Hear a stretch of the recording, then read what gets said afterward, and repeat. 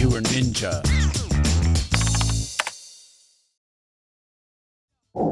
Hey everybody, it's Alicia Webb with SecureNinjaTV, continuing our coverage of the RSA Conference 2012 here in San Francisco.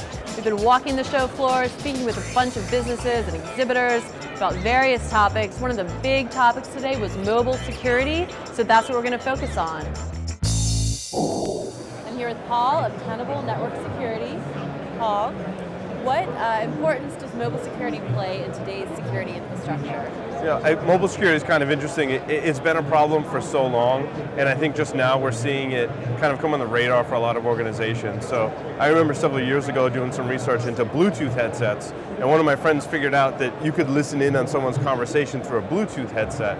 And I think that's when we first started seeing something that you carry with you can pose a security threat.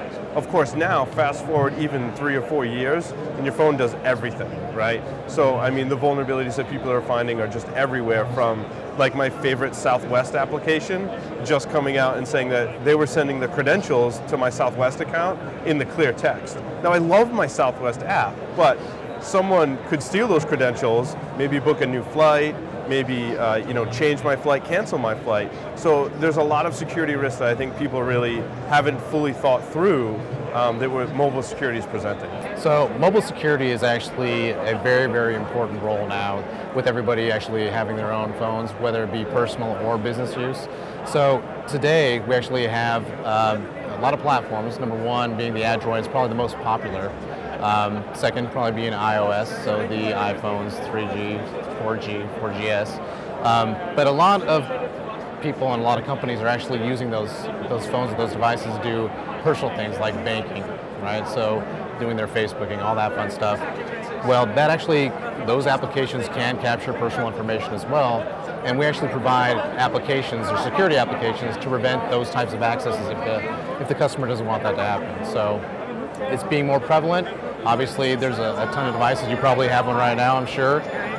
But it's very, very important now in this day and age, especially when the consumerization of IT is happening as well. Well, the biggest problem is that you've got the consumerization of IT. Everybody wants to bring in their iPad, iPhone, or Droid devices into the enterprise. They want to connect. The BlackBerry days are over.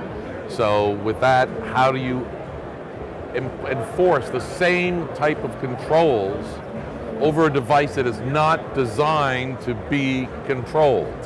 And that was the trick. How do you do this?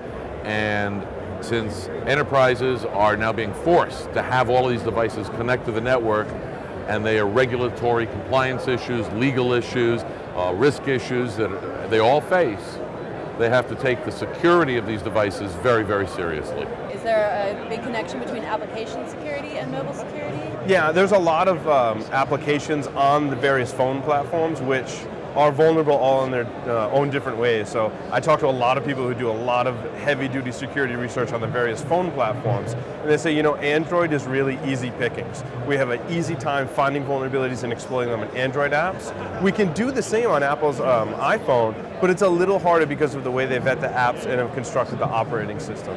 So that's, and I've talked to several different people doing research in that field, and that's the kind of feeling I get from them. So. Right. Well, what is new at the show this year for Tenable? For Tenable, we just released Nessus version 5. It's version 5 of our flagship product, Vulnerability Scanner. And in this release, what I'm really excited about is the results filtering and plugin filtering. So you can basically go in and say, I want to construct a scan of my network and show me only things that are exploitable by a popular exploit framework like Metasploit, Core Impact, or Canvas. Then I can go scan the network. I can use my results, and I can say, hey, only show me the high critical level alerts, produce a PDF, email it off to my Windows systems administrators or what have you, only show me in my results stuff that's exploitable by Metasploit, and then go in and exploit that system. So actually doing a demo at the booth where I demo that and exploit a system live in the booth based on results that are coming from Nessus. Awesome. Tell me one more thing. What's new at the show this year for WebRoot? So new at the show is our WebRoot Secure Anywhere, both for the consumer and enterprise. We actually have the lightest client. It's about 600 to 700K, so less than a meg. Scan times for the client itself is about 30 seconds to 2 minutes. We actually house all the threat database information, signatures, definitions, all within our cloud infrastructure. So anything that's done as far as files being checked, new files being added, things like that, it actually checks in with the cloud itself to find out if those files are good, bad, or unknown. So it's very revolutionary in the fact that, not a lot of companies now are doing this. So, we actually are very excited about it, and something we look forward to and kind of getting out into the marketplace now. So. Now, what is Mobile Active Defense doing new here at the trade show this year? The newest thing this year is really, really cool. Take firewall controls. I love using porn. As an example, most companies don't want porn on their network. Okay, understood. Now maybe it's a BYOD, bring your own device, and maybe you want to have porn on your device when you leave work. So you're giggling now.